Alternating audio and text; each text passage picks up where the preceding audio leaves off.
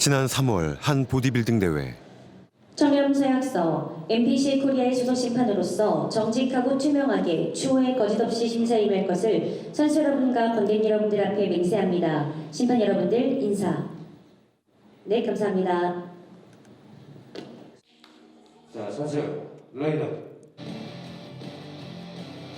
이 대회는 국내에는 얼마 없는 내추럴 보디빌딩 대회로 손꼽힙니다. 일반적인 대회와 다른 점은 이른바 내추럴을 전면에 내세웠다는 겁니다. 보디빌딩계에서 내추럴은 약물을 사용하지 않는 선수를 뜻합니다. 내추럴 대회가 생긴 지는 지금 국내에서도 한 5년에서 7년 정도밖에 안 된 것 같습니다. 대한민국에 내추럴 대회를 하게 되면은 생각보다 선수분들이 많이 적습니다. 그러니까 그동안에 약물을 쓰신 분들이 너무 많다 보니까 이런 도핑 테스트를 안 하는 대회들은 많이 출전을 하는데 그래서 이제 선수층이 아무래도 좀 적습니다. 무대 뒤 참가자들이 마지막 비짓땀을 흘립니다. 이들은 모두 약물을 사용하지 않는 이른바 내추럴 선수들. 이들이 이 대회에 출전한 이유는 약물을 사용한 이들과 같은 무대에서 경쟁하기 힘들 만큼 근육의 차이가 크기 때문입니다. 지금 한 14년? 네, 14년 됐습니다. 고등학교 3학년 때부터 시작했습니다. 하는 만큼 얻어갈 수 있는 게 매력인 것 같습니다. 예, 내가 노력하는 만큼 조금씩이라도 얻어갈 수 있는 게 제일 매력적인 것 같습니다. 이 대회는 내추럴 대회인 것 같은데 약물을 쓰는 대회도 있더라고요. 그렇죠. 그거에 쓰는 건 어떻게 생각해요? 근데 이런 내추럴 대회만 안 나오면 뭐 자기 선택이니까 괜찮다고 생각합니다. 본인도 퍼지기 위해서 부작용이 없다면 사용하실 의향이 있으신가요? 아니요, 안 쓸 것 같습니다. 그냥 공정한 것 같아서 이게. 대회 참가자들은 도핑 검사를 받아야 합니다. 시료 여기 선수님이 한번 넣어주실게요. 넣어주시면 됩니다. 번호랑 이름 성함 확인하셨죠? 네. 저희 2달 뒤에 메일로 공지해드릴게요. 네. 사실상 저희가 한번 대거 적발을 하는 바람에 저희에 대한 신임이나 믿음도가 많이 올라갔죠. 네. 그래서 저희 이제 스태프들에게 와서 소변 검사를 직접 받고 그리고 이제 집으로 귀가하는 시스템이고요. 저희가 그 받은 소변은 그날 당일 저희가 바로 이제 사설기관 연구소로 이동을 시켜서 이제 검사를 진행을 하고 2달 뒤에 선수들한테 메일로 도핑 검사 결과를 진행을 하고요. 첫 대회 때 그리고 두 번째 대회 때까지는 저희 대회에서도 약물 사용자가 검출이 많이 됐었습니다. 그래서 총합 한 30명 정도 연구 박탈을 제재했었는데 내추럴 선수만을 뽑겠다 했지만 매년 도핑 적발 선수들이 속출할 만큼 약물은 널리 퍼져 있습니다. 약물을 사용하게 되면 아무래도 우리가 100m 달리기를 했을 때 20m 혹은 30m 앞에서 먼저 뛰는 거랑 같은 거죠. 조금 더 빨리 몸을 만들 수 있고 더 좋게 만들어줄 수 있는 거는 약물의 힘이 있긴 하지만 이들이 주로 사용한 것은 아나볼릭 스테로이드라고 불리는 약물. 동물의 고안에서 추출해 합성한 남성 호르몬의 일종입니다. 단백질 합성을 촉진해 근육 성장에 도움을 주는데 단기간에 큰 효과를 볼 수 있어 과거 기적의 약이라고 불리기도 했습니다. 1950년대 미 FDA가 사용을 승인하면서 수많은 보디빌더들에게 선풍적인 인기를 끌었지만 스테로이드의 부작용이 알려지면서 올림픽에서는 사용을 금지하기 시작했습니다. 74번 오세영 선수입니다. 축하드립니다. 이른바 좋은 피지컬을 겨루는 무대.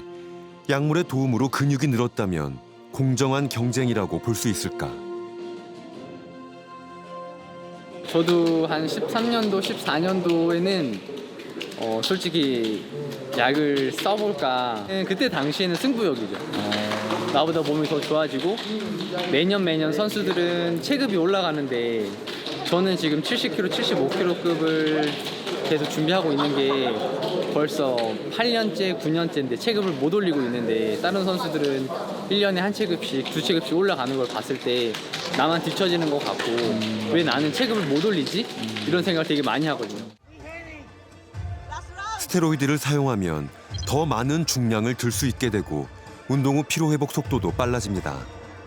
지방도 빠르게 줄어들어 선명한 근육질 몸매를 만들 수 있습니다. 노력을 덜 하고도 더 큰 결과를 얻을 수 있는 겁니다. 보디빌딩은 약물 때문에 스포츠라는 인식에서 벗어나 버렸거든요.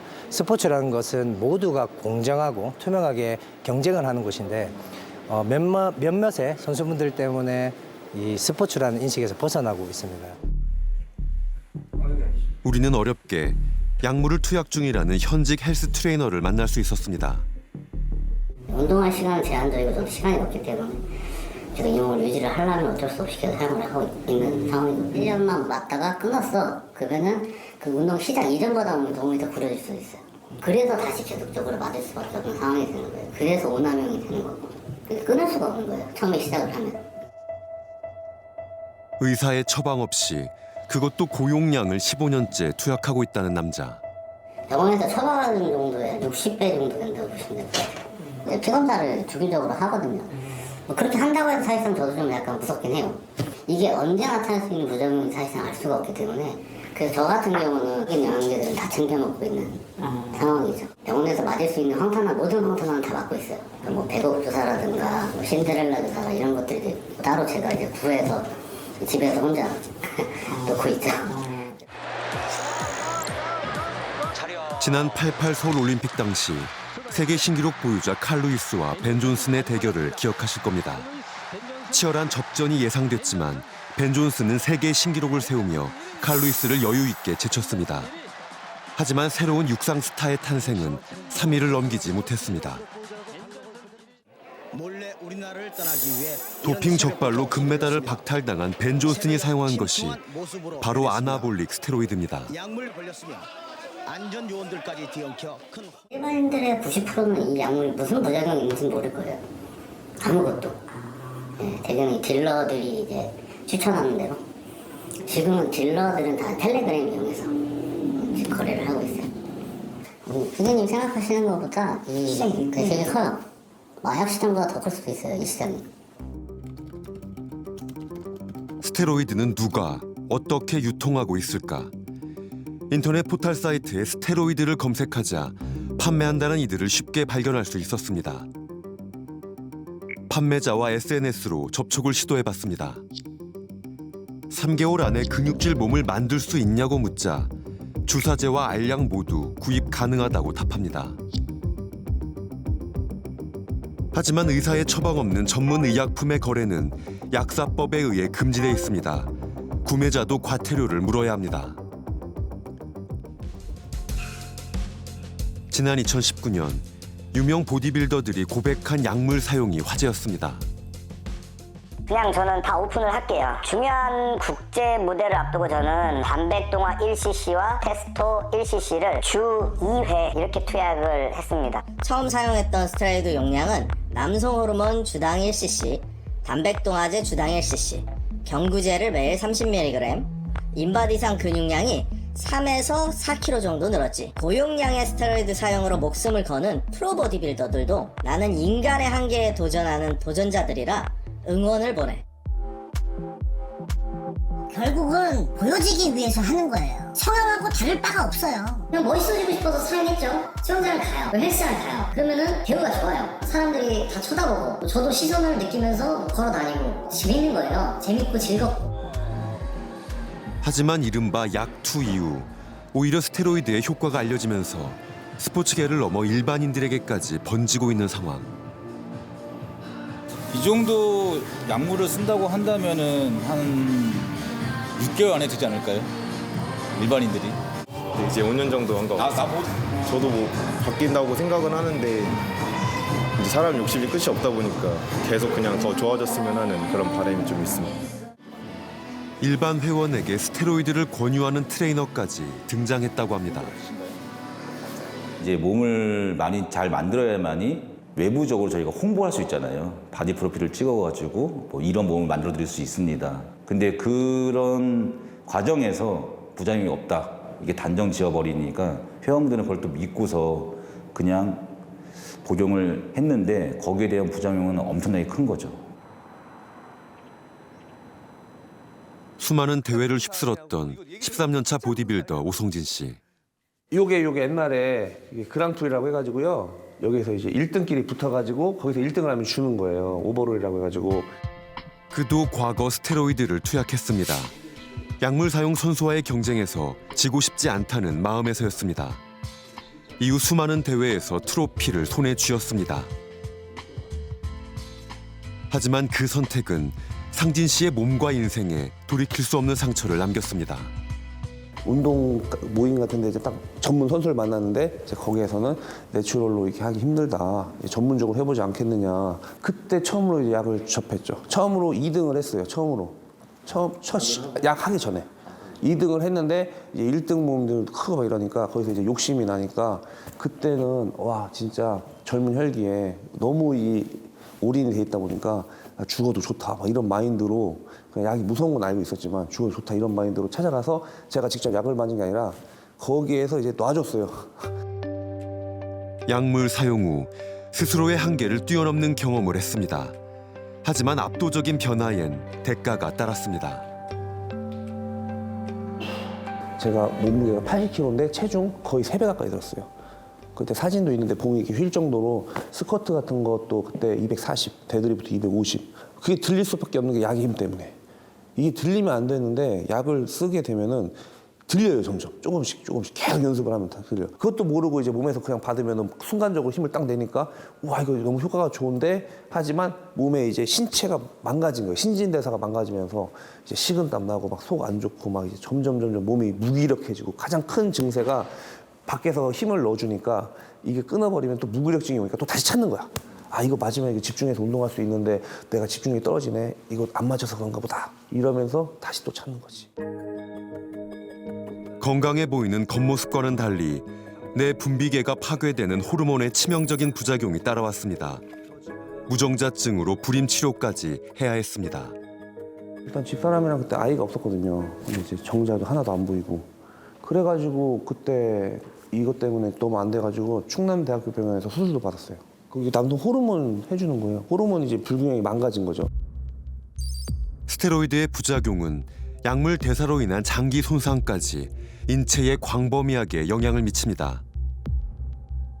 미 FDA는 아나볼릭 스테로이드의 부작용을 꾸준히 경고해왔고 오남용을 막기 위해 아나볼릭 스테로이드 관리법을 제정해 사실상 마약류로 취급하고 있습니다.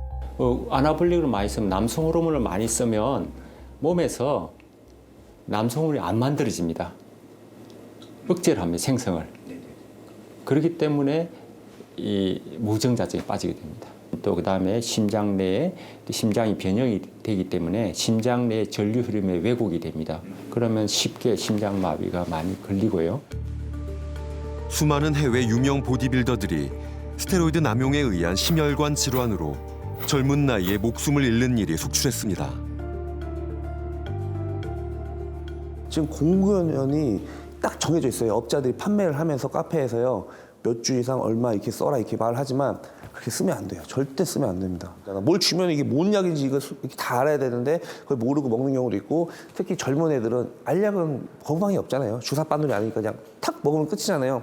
근데 이제 젊은 사람들이 너무 공공연해졌죠. 약에 대해서 무서움이 없어요. 너무 무서움이 없어요.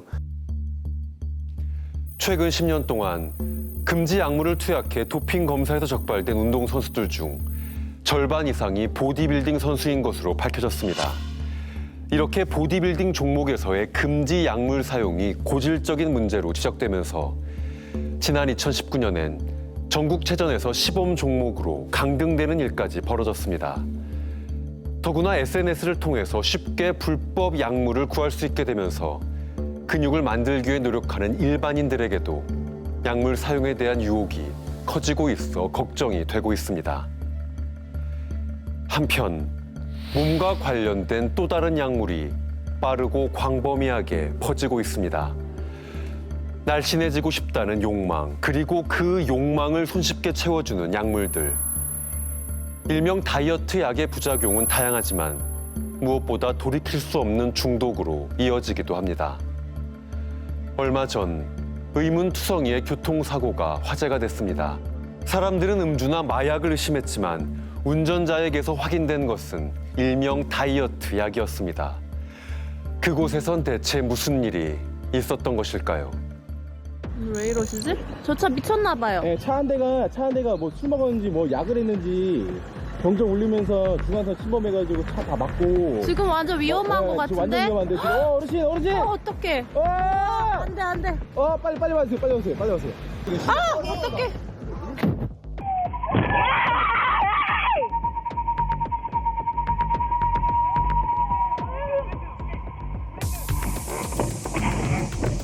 아버지 잠깐만 계시네. 아버지 브레이크 사이드 당기시고 아버지 브레이크 바퀴 놓으시고 사이드 당기세요. 사이드. 괜찮으세요?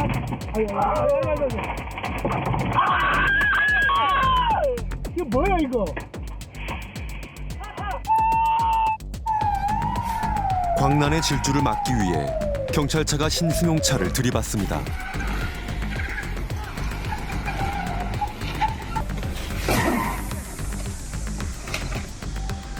다시 도주를 시도하고 대형 트럭을 들이받고서야 멈춰섭니다.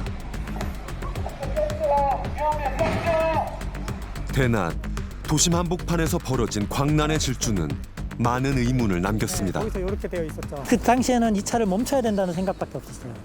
다른 건 다 떠나가지고 더 이상 운행하면 안 된다. 기사님한테 도움을 요청해서 여기 좀 눌러달라고, 여기 본네트 좀 눌러달라고. 5km가량 이어진 폭주는 굴삭기까지 동원되며 끝났습니다. 다행히 큰 인명피해는 없었지만 차량 6대가 파손되는 피해를 입었습니다.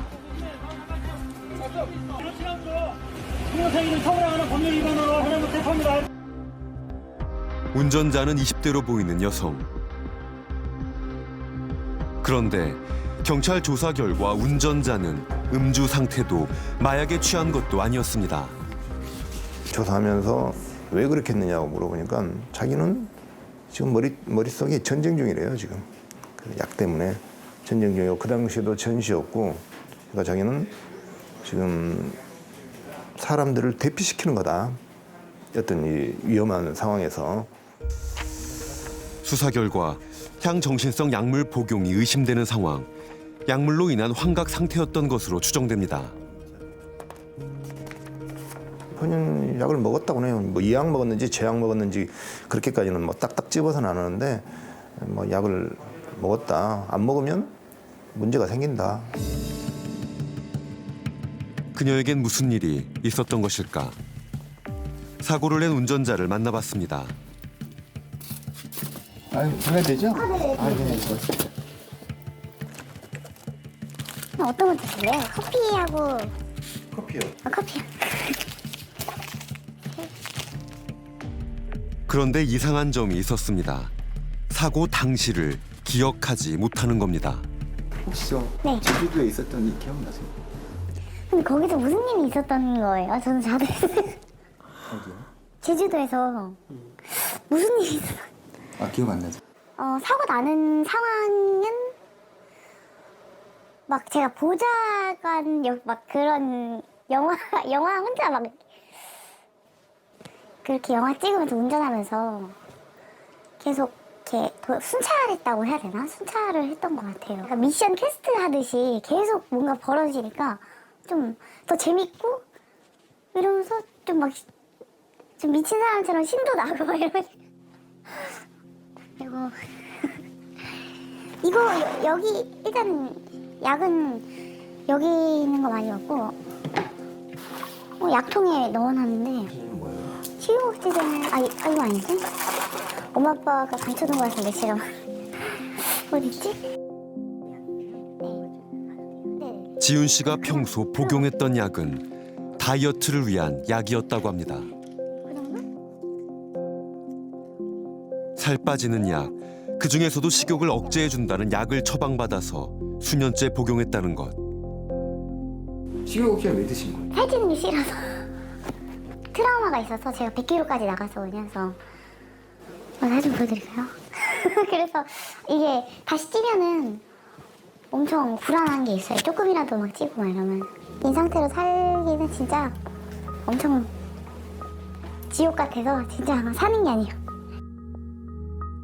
사춘기 시절부터 체중 100kg을 넘기는 비만 체형이었던 지훈 씨.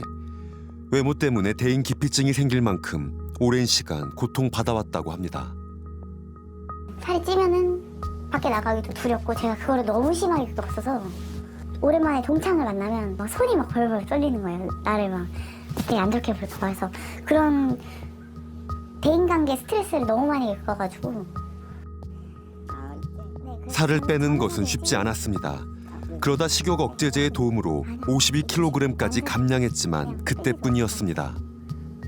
6개월 운동을 하면서 뺐는데 찌는 거는 진짜 2달 만에 바로 찌는 거니까 20kg가. 그러니까 한 달인가? 2달 만에? 그러니까 제가 너무 많이 먹은 건 있는데 되게 배신감이 드는 거예요. 아, 운동해서 빼나, 뭐 약을 맞아서 빼나, 약을 먹어서 빼나, 진짜 살찌는 거는 먹으면 똑같구나 막 이러면서 현타가 막 오면서 아, 그냥 어떤 방법이든지 그냥 살찌는 건 진짜 너무 고통이거든요. 식욕 억제제를 끊으면 그동안 억눌러 놨던 식욕이 곱절로 돌아왔습니다. 폭식을 멈추기 위해 자연스럽게 식욕 억제제에 의존하게 됐다는 겁니다.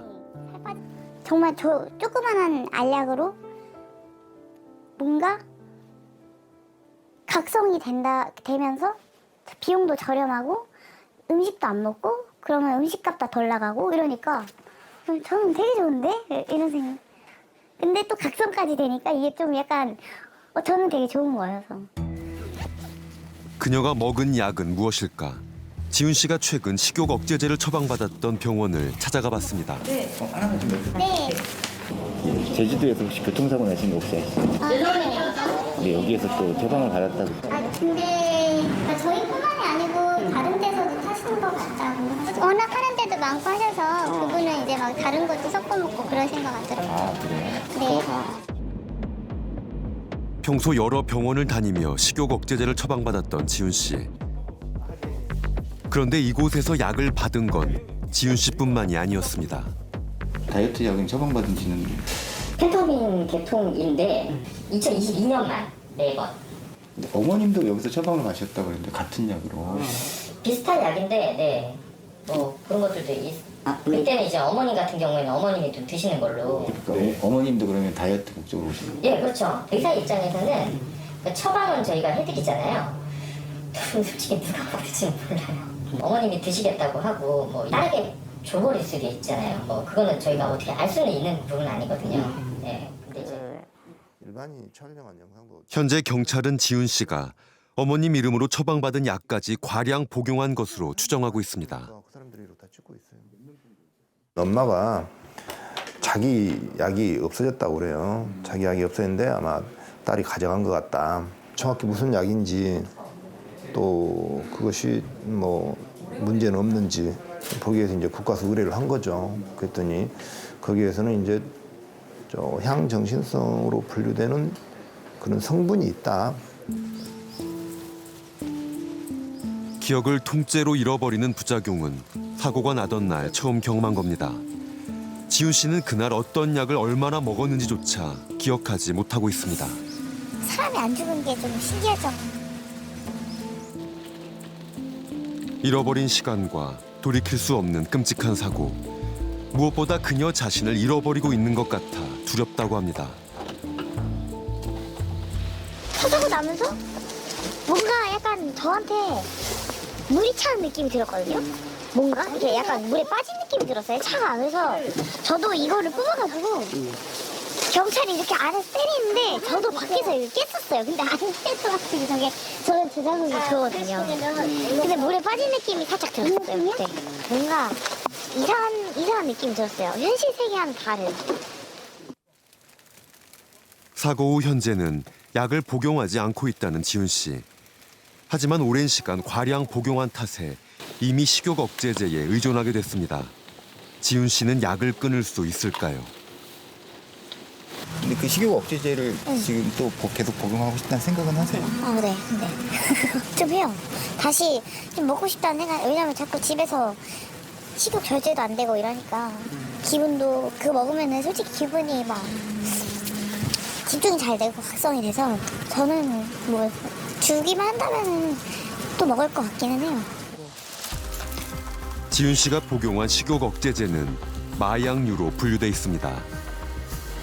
다이어트 시장이 커지면서 식욕 억제제 처방 건수가 증가하고 있습니다. 13살 중학생도 있었습니다. 처방될 만큼 무분별하게 처방되고 네, 이 식욕 억제제에는 마약 성분이 들어있어서 주의가 실제로 필요한데요. 정신질환까지 앓는 피해자도 있다고 합니다. 가장 많이 이제 시중에 문제가 되는 게 이제 펜터민이라든지 이제 펜디메트라진 같은 것들이 이제 주로 있고 그런 것들은 이제 향정진성 약물이면서 식욕 억제를 하고 있어요. 그래서 화학 구조적으로 보면은 이제 암페타민 유학 구조가 같아서 그 메스 암페타민은 또 필로폰으로 잘 알려져 있지 않습니까? 펜터민 계열의 식욕 억제제는 필로폰으로 알려진 메스암페타민과 분자 구조만 약간 다른 물질입니다. 마약류로 엄격히 취급하고 있습니다. 약을 먹다가 안 먹으면 약을 먹고 싶다는 강한 욕망이 생기고 약을 찾게 되는 그게 이제 마약의 특징적인 그런 특성이죠. 일부 약제는 환각을 일으켜요. 그리고 어떤 약제들은 이제 정신적으로 굉장히 불안정한 그런 상태를 유발을 하거든요. 약간 이제 그런 조현병 같은 그런 환각, 환시, 환청 이런 것들도 볼 수가 있고 사고 장애를 일으킬 수 있죠. 그래서 고용량이 굉장히 위험합니다. 지윤 씨와 비슷한 사고를 수차례 겪었다는 제보자. 그녀도 다이어트 중이었다고 합니다. 그러니까 얼마 전에 뉴스에도 나왔잖아요. 식욕억제제 복용한 분이 차 6대 막 치고 저는 알겠어요 사실. 왜 그런지. 이게 눈을 뜨고 내가 앞을 보고는 있는데 이게 아무 생각이 없어요. 그냥 약간 반수면 상태라고 봐도 무방할 느낌이에요. 저 폐차도 2번 했어요. 약 드시고 그때 그러신 그렇죠. 그때는 약을 계속 복용 중이었죠. 10년 전 다이어트를 위해 먹은 식욕 억제제에 의존하게 돼 무려 7년간 복용을 이어갔다는 박혜리 씨. 그리고 연예인들 자살했다고 하잖아요. 그러면은 전 그 생각 첫 번째로 해요. 저 친구도 식욕억제제 오랫동안 먹었나 보다. 그때 제가 살고 있는 집이 되게 높은 층이었는데 나쁜 생각이라고 해야 될까? 그러니까 되게 말도 안 되는. 여기서 떨어지면 어떻게 될까? 그냥 이렇게 그 40층이 넘는 건물이었는데 이렇게 누워 있다가 이렇게 하늘이 보이면은 그냥 왠지 날 수 있을 것 같고. 약간 그런 말도 안 되는 생각이 들 때가 있었어요. 해외 유학을 떠나게 되며 식욕 억제제를 처방받지 못하게 되자 겨우 약을 끊을 수 있었습니다. 그런데 지금 이게 저 아마 6살 땐가 그랬던 것 같아요. 근데 지금보다 10kg가 덜 나갈 때고 지금 여기 있는 게 저거든요. 식욕 억제제를 끊은 뒤 다시 살찌는 것보다 더 무서운 후폭풍이 몰려왔습니다. 날씬한 몸은 얻었지만 금단 증상으로 일상이 무너지기 시작했습니다. 이명, 환청을 굉장히 오래 겪었고요. 귀신의 소리를 듣나라는 생각을 했어요. 그래서 아이들 혹은 여자 어떤 사람이 알 수 없는 말을 계속 이렇게 테이프 빨리 감기 한 것 같이 그렇게 막 귓속에 들려요. 무당 그런 신기가 있는 분들이 귀신 소리 들린다고 하잖아요. 그러니까 내가 약간 그런 사람인가 보다라고 생각을 했어요. 당시 얻은 공황장애를 극복하고 건강을 되찾기까지 수년의 시간이 걸렸습니다. 지금은 운동을 통해 느리지만 건강하게 체중을 조절하고 있습니다. 그런 그녀에게도 약물의 유혹은 여전히 강력합니다. 10kg 빼는데 1년 넘게 걸렸지만 약 먹고 정말 2달이면 빼는 체중이었거든요. 그러니까 그 끔찍한 부작용을 겪고도 그 속도 때문에 한 번씩 또 생각이 나요. 아직도 이 생각이 나는데 그럴 때 보면은 시작을 안 해야 돼요. 그러니까 새벽 5시 한 병원. 건물 안으로 들어가니 좁은 복도 가득 자리를 잡고 앉아 기다리는 사람들로 빼곡합니다.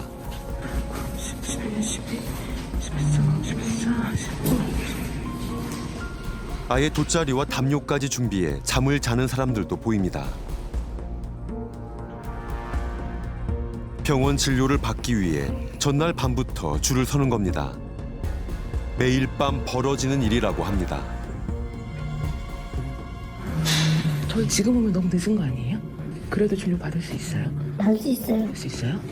근데 오늘은 못 받아요. 오후에 받아요? 네. 오늘 좀 적은 것 같은데. 평일에는 더 많아요? 평일도 이 정도예요. 새벽 6시 이미 70명 이상의 환자들이 앞자리를 선점해 오후 진료만 받을 수 있습니다. 이 병원은 일명 다이어트의 성지로 불리고 있습니다. 저분들은 몇 시에 오신 거예요?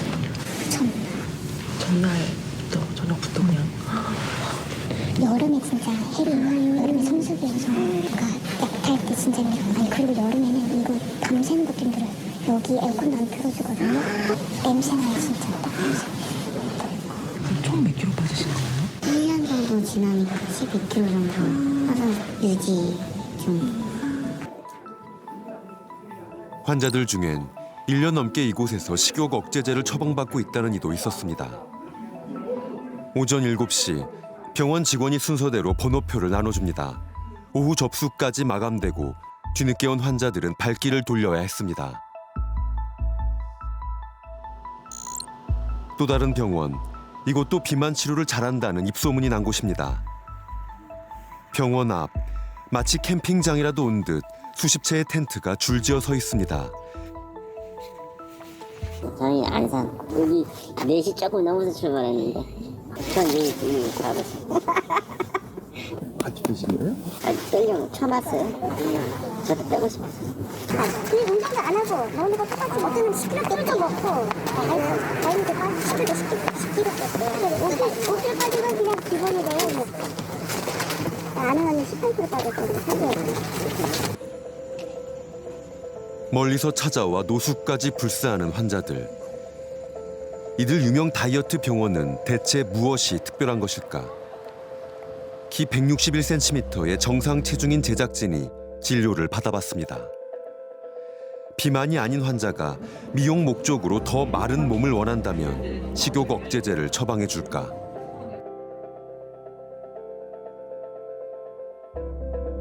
부작용 같은 건 있을까요? 부작용 많죠. 뭐 잠이 안 온다, 두근거린다, 울렁거린다, 뭐 손이 저린다, 머리가 멍해진다, 뭐 두통이 있다. 근데 뭐 다들 막 이런 걸 막 먹으면서 뭐 부작용들이 너무 고통스러워서 약을 못 먹는 경우는 사실 거의 없어요. 비만 치료로 유명하다는 병원 5곳을 찾아 진료를 받아봤습니다. 모두 환자의 체형과 상관없이 식욕 억제제를 처방해 줬습니다. 그런데 이 병원들의 처방엔 공통점이 있었습니다. 식욕 억제제 외에도 다양한 약을 함께 처방하고 있다는 겁니다. 전문가의 도움을 받아 어떤 약인지 알아봤습니다.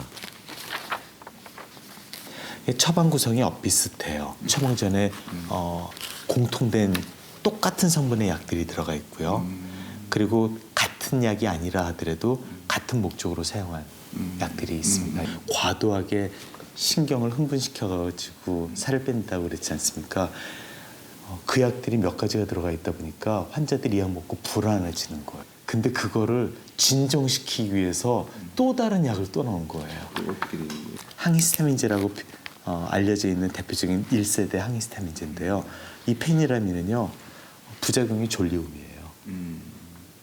그러니까 과도하게 흥분된 거를 가라앉혀주기 위해서 이걸 따로 써주셨겠죠. 근데 이 항정관제는 나타나는 부작용 중에 하나가 식욕 억제예요. 그렇기 때문에 이 안에 들어가 있는 항정관제는 남용되고 있는 거죠. 자기 목적대로 쓰이고 있는 게 아니라 식욕을 떨어뜨리기 위한 부작용을 활용하고 있는 건데 그 부작용은 안정성이 검증되지 않은 부작용입니다. 5곳 병원 모두 향정신성 의약품인 식욕 억제제를 처방했고 우울증, 간질, 당뇨 치료제의 이뇨제, 소화제, 감기약 등 다양한 약을 함께 처방했습니다. 유명하다는 병원에 가면은 약사가 볼 때는 어떻게 하면 더 많은 위험한 약을 부작용 없이 잘 집어넣어놨느냐에 따른 것 같다는 생각이 들 정도로 너무 아슬아슬하게 처방들을 많이 내놓습니다. 한 번에 최대 14정을 복용하는 것이 괜찮은 것일까? 무엇보다 정상 체중인 환자까지 미용을 목적으로 마약류 식욕 억제제를 복용해도 되는 것일까? 저희는 억제제 그렇게 많이 안 쓰려고 노력을 해요. 약 가지수는 많은데 한 90% 이상은 하루에 2번만 드시라고 말씀을 드려요. 먹으라고 하는 용량 정도로만 해서 드시면 별 문제는 거의 없어요. 그 마약류 식욕억제제를 복용하고 부작용을 호소하시는 분들이 좀 있더라고요. 뭐 한 10만 명 중에 한 명이요. 부작용 처음에다 얘기해줘요. 네? 처음에 약탈 때 다 얘기해준다고요. 원장님 근데 그런 거 통화는 안 하셔서 그냥 안 하셔도 될 것 같아요. 안 한다는 게 죄송합니다. 이 약들은 의존성이 있어서 식약처에서 마약류로 지정해 관리하고 있습니다. 오남용을 막기 위해 가이드라인도 만들었습니다. 의사의 처방 없이 판매할 수 없고 불법 거래 시 마약류 관리법에 의해 처벌받습니다. 그런데 SNS에 식욕 억제제를 검색하자 판매한다는 이들을 쉽게 볼 수 있었습니다. 일명 나비약이라 불리는 제품은 시중보다 6배 이상 비싼 가격에 거래되고 있습니다. 만 16세 이하 청소년은 처방받을 수 없다는 점을 악용해 웃돈을 받고 판매하는 겁니다. 네네, 디에타민 10개 맞죠? 더 있으세요? 아, 이것만 가지고 오신 거예요? 아, 이거 7만 원이었죠? 마약류 식욕 억제제의 거래는 5년 이하의 징역 또는 5천만 원 이하의 벌금에 처해지는 범죄행위입니다. 판매상에게 약의 구입처를 물었습니다. 병원에서 처방받았어요. 먹으려고 하다가 남은 거 파니까. 어떻게 누구한테 팔아요? 대부분?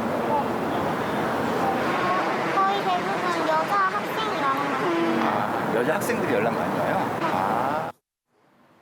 놀라운 것은 판매상 역시 10대 청소년이라는 사실이었습니다. 혹시 이거 판매하는 건 사실 문제 불법인 건 혹시 아세요?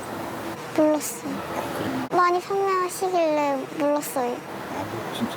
혹시 지금 나이가 실례지만 19살. 네? 19살이. 친구 2-3명 정도는 약 이거 사고 팔고 또 먹고 하는 것 같아요. 그래요? 그러면 약을 복용 목적이 아니면 판매 목적? 그 친구들도 똑같이 복용하다가 조금 센 것 같아서 파는 애들도 있고 또 돈이 되니까 파는 애들도 있고. 마약류 식욕 억제제가 단순히 살 빠지는 약으로 인식돼 10대 여성 청소년들 사이에서 유행하고 있는 상황. 안녕하세요. 저희 그 KBS 시사직격이라는 프로그램에서 촬영 나왔거든요. 친구들이 요새 다이어트에 관심이 많아요. 네. 먹는 양을 좀 줄이고 있어요. 먹는 양을? 아니면 약 같은 게 먹거나. 아, 약 먹어요? 아, 가끔씩 먹어요. 어떤 약? 다이어트. 저 10kg 뺐어요. 얘 그 한약 같이 먹었어요. 물 많이 마시는 거 좋은데 자기 만족. 자기 맞아요.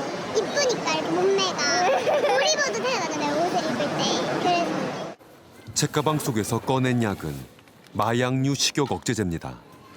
디에타민 이거 다 그 병원에서 처방받은 거예요? 네. 인터넷에서 아이들 다이어트 방법 그런 게 있는데 어떤 아이들이 약 먹었다는 거 보고 이게 무슨 약이지? 그냥 계속 찾다가 이게 디에타민인 거 알고 그 뒤로 되게 찾으려고 그랬던 것 같아요. 로제님 되게 좋아해가지고 되게 마르셨거든요. 많이 빠질수록 예쁘다? 약간 그런 약간 생각이 있어요. 유지더비 38kg인데 조금 이제 왔다 갔다 하는 거 감안해가지고 35kg?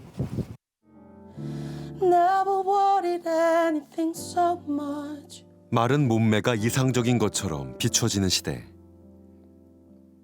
대중의 눈 밖으로 한동안 사라졌던 한 여가수를 만났습니다.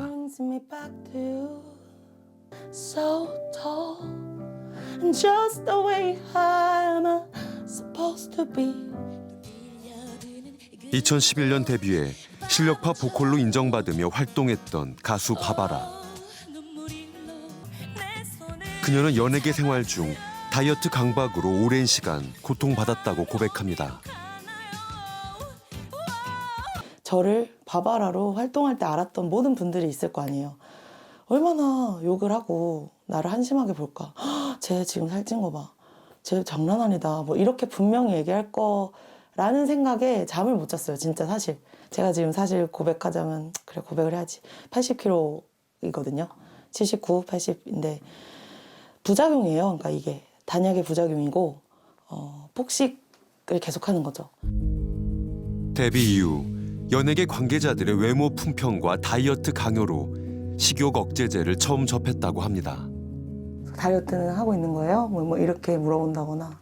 뚱뚱하다는 말을 정말 많이 들었어요. 너무 많이 듣게 되고, 왜 이렇게 못생겼어? 뭐 얼굴 하나도 안 한 거야? 뭐 아니면 몇 킬로야? 정말 보자마자 이렇게 아래 위로 이렇게 보시면서 몸매만 딱 좋으면 얼마나 좋을까? 뭐. 8년 동안 식욕 억제제를 복용했고 익힌 음식을 전혀 먹지 못할 만큼 혹독한 다이어트를 이어갔습니다. 근데 이때도 엄청 한참 혼나고 찍은 걸 거예요, 아마. 뚱뚱하다고 어디 사무실에서 다리 빼고 다 너무 이제 뚱뚱하다고. 약의 용량을 정말, 그러니까 그 의사가 그랬어요. 더 이상 못 올린다고. 이게 최고다. 그래서 그렇게 주신 거를 5년 정도 받았어요. 그러니까 심장 뛰는 게 너무 느껴지는 정도가, 눈에서 이렇게 심장이 팍팍팍팍 이렇게 뛰는 게 하루 종일 느껴지거든요. 그리고 입술도 떨리고 항상 막 이게 비상약. 골다공증과 빈혈, 공황장애의 수면장애까지 무대에 서기 어려울 만큼 건강이 망가졌습니다. 갈비뼈가 기침하다가 부러진 적이 있어요. 그냥 기침을 했는데 부러졌어요. 근데 그때 뼈 엑스레이를 봤을 때 60대 이상 뼈래요, 제가. 최근에는 보컬 트레이너로 가수 지망생들을 만나고 있는 바바라. 자신처럼 잘못된 선택을 하는 후배가 없길 바라며 용기를 냈다고 합니다. 학원에서 가르치는 아이들은 10대 후반에서 20대 초중반까지의 아이들이에요, 여성분들. 그래서 오디션 보려는 애들도 있고 학교 가려는 애들도 있고 뭐, 근데 대부분이 가수가 꿈이고, 그래서 다이어트에 강박이 다들 있어요. 제가 보기엔 이뻐 죽겠는데 진짜 막 너무 귀여워 죽겠는데 너무 사랑스러워 죽겠는데 자기들은 거울조차 보기 싫어한다는 거에서 제가 이걸 빨리 이겨내야 애들한테 경험담을 알려줄 수 있지 않을까.